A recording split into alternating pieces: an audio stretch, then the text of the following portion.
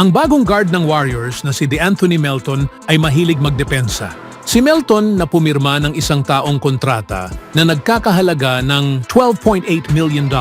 Noong Hulyo ay nagbahagi ng kanyang kasiyahan sa pagtatanggol sa Warriors Media Day at kung paano niya balak matutunan at mag-fit in kasama ang kanyang mga bagong teammates sa Golden State.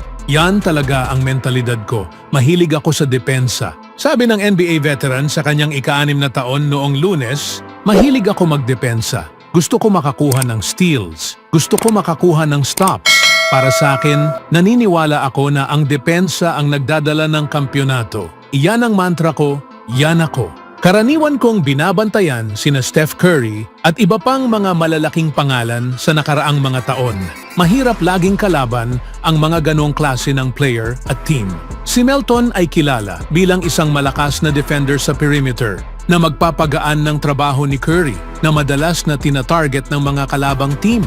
Noong nakaraang NBA season, si Melton ay may average na 1.6 steals per game at pumuwesto bilang pang-6 sa NBA sa may pinakamaraming deflections bawat laro na 3.1.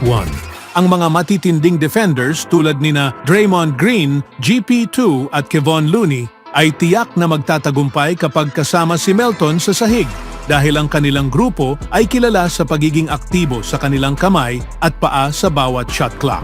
Masaya ito, sabi ni Melton tungkol sa pagsama niya sa kanyang mga teammates sa Warriors. Kailangan lang siguro na hindi masyadong mag-gamble at manatiling solid bilang grupo. Masaya ito, intense, pero kailangan namin yan.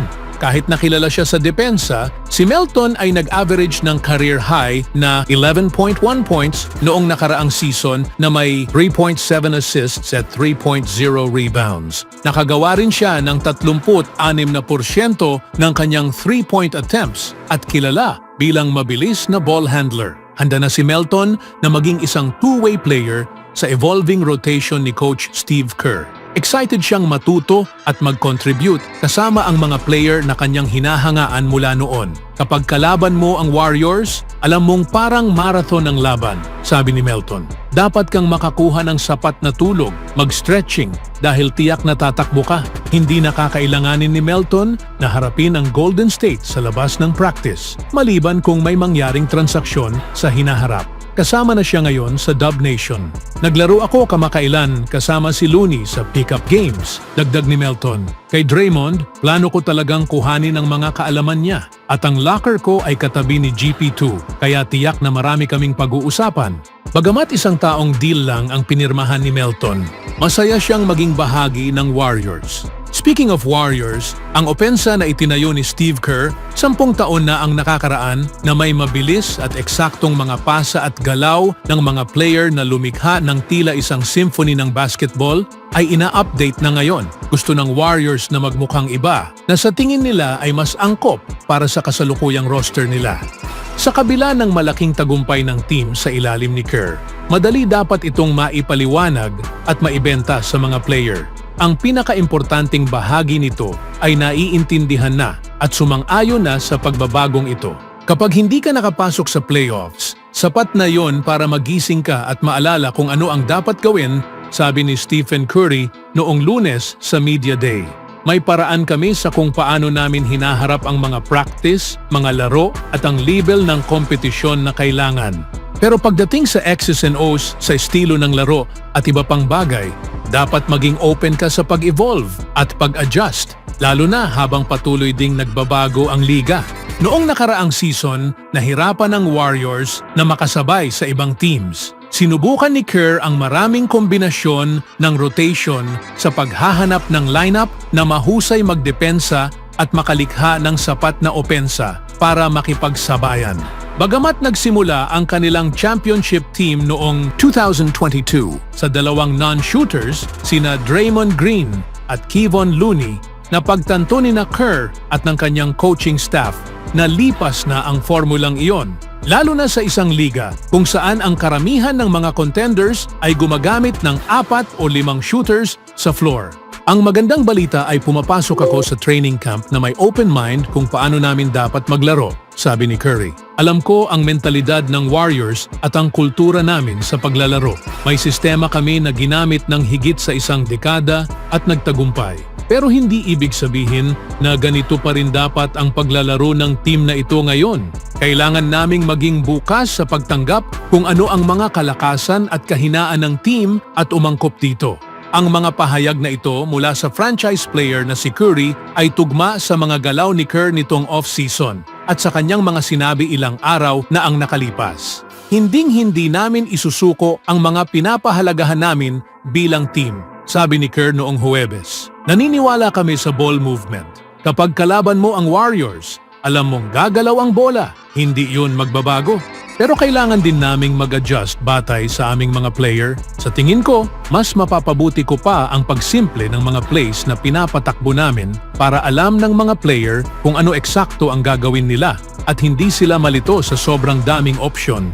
Ang hamon ay panatilihin ang aming pagkakakilanlan pero gawing mas simple at mas malinaw ang aming galaw. Ang unang palatandaan na kinakailangan ang mga pagbabago ay nang matapos ang Warriors sa ika-10 pwesto sa Western Conference. Natalo sa unang laro ng play-in tournament at hindi nakapasok sa playoffs. Ang ikalawang palatandaan ay ang turnover ratio ng Golden State na pang-22 sa liga na may 14.2 turnovers per game. Para sa konteksto, mas masama pa ito kaysa sa 21-61 record, ang Charlotte Hornets, at mas mababa kumpara sa Chicago Bulls. Dito pumapasok ang halaga ng pagsasimple ng laro. Ang ikatlong palatandaan ay ang offensive rating ng Golden State na 116.9. Ayon sa NBA.com na nasa ika-9 na pwesto sa liga. Ang layunin ay muling makapasok sa top 5. Ang mga salik na ito ang nagtulak kay Kerr na kumuha ng bagong lead assistant coach si Terry Stotts na isa sa mga mahusay na offensive minds sa laro. Bilang head coach ng Portland, naihatid ni Stotts ang Trail Blazers sa 8 magkakasunod na playoffs gamit ang isang all-star, si Damian Lillard at isang palaging nagbabagong lineup ng mga mediocre forwards. Nasa posisyon kami na manghuli kasama ng iba pang mga team, sabi ni Curry. Ano ang magagawa ng team na ito para mapakinabangan ang bawat kakayahan ng mga nasa locker room? Iyan ang hamon para sa amin. May mga bagong mukha sa coaching staff. Unang beses na hindi kami magkakasama ni na Klay Thompson at Draymond Green bilang teammates. Anumang narrative ang gusto mong tutukan para manalo kami, kailangan naming mag-isip ng kakaiba. Hindi ibig sabihin na mawawala ang mga pare-parehong aspeto ng paglalaro namin noon. Pero kailangan naming i-feature ang ilang mga young players na magdadala sa amin sa tagumpay. Ang iba't ibang rotation na makakatulong sa amin para makipagkompetensya sa mga pinakamalalakas na teams sa liga. Kailangan naming ma-figure out agad.